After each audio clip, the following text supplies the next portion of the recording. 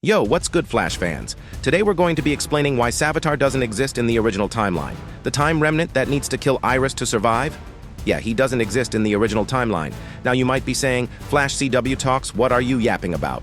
You just made a video about why Savitar exists in the OG timeline. Well, yeah, if you watch that video, you'll see it was a theory, not an explanation. Anyways, Savitar's pain and loneliness isn't just from Team Flash abandoning him and losing Iris. This pain all started when his mother was murdered and his father was sent to prison for it.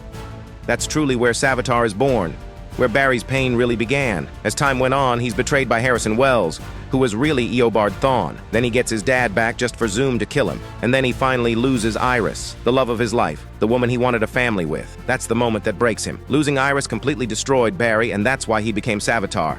It was his last straw. But in the original timeline, his parents are alive, which means Barry wouldn't be alone if he lost Iris. Now, will losing Iris still hurt just as much? Oh, absolutely. Barry loves Iris more than anything, but he wouldn't have decades of trauma on top of that. That's why our version of Savitar doesn't exist in the original timeline. Now, you're probably saying, oh, but what about Thawne knowing Savitar? Let me ask you something. Why do you think Thawne carries Gideon around? It's to update him about changes in the timeline. Gideon, show me the future. Good evening, Gideon. Good evening, Dr. Wells. Is everything all right? Show me the future. As you wish. If anything changes, alert me immediately. Of course, Doctor. So, when our version of Savitar was born, Gideon notified him. Well, now you might ask, why would Gideon randomly tell Thawne about this? Easy. He's obsessed with Barry.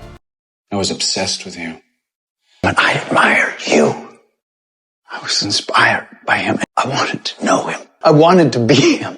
I wanted to be the Flash. He probably programmed Gideon to update him on any changes connected to Barry.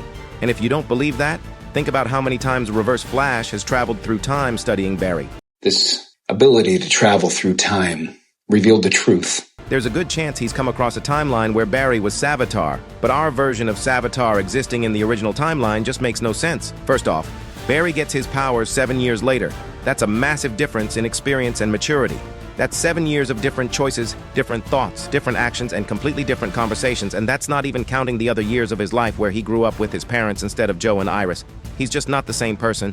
And yeah, those 7 extra years of life matter. That's 7 years of no speedster experience, 7 years to grow emotionally and mentally. If you can't grasp that, just think about your own life. Think about what's changed in the last 6 months. Now multiply that by 7 years. It's literally impossible for him to be the same version of Savitar, even if he suffered the same loss. If Savitar did exist in the original timeline, he'd either be an entirely different person or a completely different version of Barry. And just a side note, yeah, Thawne's a genius and a master at timeline manipulation. But even he doesn't know every single thing that changes in a timeline. That's why he checks in with Gideon. Now, if you throw speed thinking into the mix, maybe it's possible, but even for a speedster, that sounds like a frack ton of work. That's all for today, Flash fans. I'll catch y'all in the next video.